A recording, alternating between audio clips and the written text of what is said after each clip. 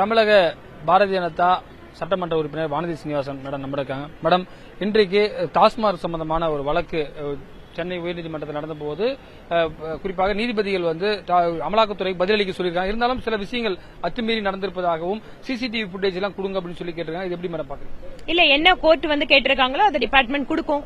So டிபார்ட்மெண்டோட அறிவிக்கை இருக்கு. அவங்க என்னெல்லாம் சட்டப்படி ஃபாலோ பண்ணாங்கிற விஷயத்த கோர்ட்ல கொடுப்பாங்க. அதுக்கப்புறம் பாப்போம். நீங்க டிபேட்ல உள்ள பாத்துட்டு இருந்தீங்க. திமுக சின்னத்தில் வெற்றி பெற்ற வேல்முருகனே அதிக பிரசிங்கத்தனமாக செயல்படுவதாக முதலமைச்சரே கருத்து தெரிவிச்சிருக்கார். இந்த டிபேட்டை நீங்க எப்படி பாக்குறீங்க? உள்ள நடந்தது என்ன நடந்தது? இல்ல, உள்ள என்ன நடந்ததுங்கிறது அவரே வெளியில சொல்லிட்டு இருக்காரு. அவரோட தரப்ப விஷயத்த அவர் பேசுறாரு, பேச வாய்ப்பு கொடுக்கல அப்படின்னு. அது அவர் நடந்துட்ட விதத்தை பத்தி முதல்வர் ஒரு விமர்சனம் வைக்கிறாரு. இதுல நாங்க என்ன கருத்து சொல்றோம்? நாளை மறுநாள் தொகுதி மறுசீரமைப்பு தொடர்பாக 7 ஸ்டேட்ல இருந்து 3 சிஎம் வராங்க.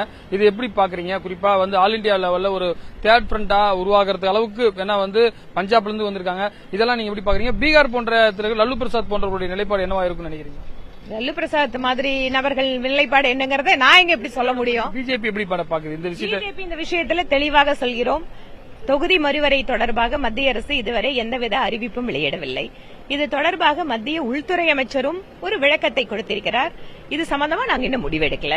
எந்தவித ஒரு விஷயங்களும் இதுல நாங்க சொல்லல. சொல்லாதப்ப இவங்களாகவே ஒரு கற்பனையான ஒரு விஷயத்தை செய்து கொண்டு கற்பனையா செஞ்சுட்டு எல்லாத்தையும் நாங்க இதுல ஒருங்கிணைக்க பாக்குறோம் அப்படிங்கிறாங்க. இந்தியாவை பொறுத்த வரைக்கும் 3வது அணி எப்படி செயல்பட்டு இருக்கு அப்படிங்கறத பல்வேறு தேர்தல்கள்ல பாத்துட்டோம். அதுவும் இன்றைக்கு பிஜேபிக்கு எதிராக இருக்கக்கூடியவர்கள் எல்லாம் ஒருங்கிணைக்க முடியுமா என தமிழகத்தினுடைய முதல்வர் முயற்சித்து பார்க்கிறார். ஆனால் தொடர்ச்சியாக இந்தியாவினுடைய பல்வேறு மாநிலத்து மக்கள் பிஜேபிக்கு ஆதரவு கொடுத்து டெல்லி மாதிரியான இடங்களில் கூட இவ்வளவு வருடங்களுக்கு பின்பாக டெல்லியிலே பிஜேபிக்கு ஒரு ஆதரவு கொடுத்து ஆட்சி அமைத்துக் கொண்டிருக்கிறார்கள். அதனால் இவர்களுடைய தமிழகத்தினுடைய அரசியலுக்காக ஏதோ ஒரு முயற்சியை செய்கிறார். அதிலும் குறிப்பாக தமிழகத்து மக்கள் இன்று திமுக அரசின் மீது இருக்கின்ற கோபத்தை, வெறுப்பை, சட்டம் ஒழுங்கு பிரச்சனை, பல்வேறு விஷயங்களை திசை திருப்புவதற்காக இந்த மாதிரி ஒரு வேலையை அவர்கள் பார்ப்பதாகவே நாங்கள் பார்க்கிறோம். ஆட்சி செய்யக்கூடிய ஒடிசா மாநிலத்திற்கு சென்றிருக்கிறார்கள் அந்த குழு. நீ என்டிஏ அலையன்ஸ் சந்திரபாபு நாயுடு டீம்லையும் கூப்பிட்டுருக்காங்க. இது உங்களுக்கு ஒரு பாதிப்பை ஏற்படுத்துமா?